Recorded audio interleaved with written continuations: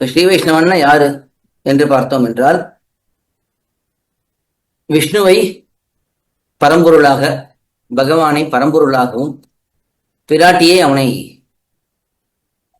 விட்டு பிரியாமல் இருக்கக்கூடிய அவனுடைய பட்ட மகிழ்ச்சியாகவும், அவனை அடைவதற்கு புருஷகாரம் பண்ணக்கூடியவளாகவும் யார் ஒத்துக்கொள்கிறார்களோ அவர்கள் ஸ்ரீ வைஷ்ணவர்கள் என்று முதல்ல ஒரு விதமான புரிதல் வைத்துக் கொள்ளலாம்.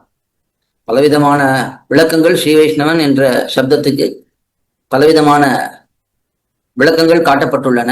ஒரு சமயத்திலே ஆச்சாரியர்கள் ஒரு விதமாக காட்டியிருக்கிறார்கள்.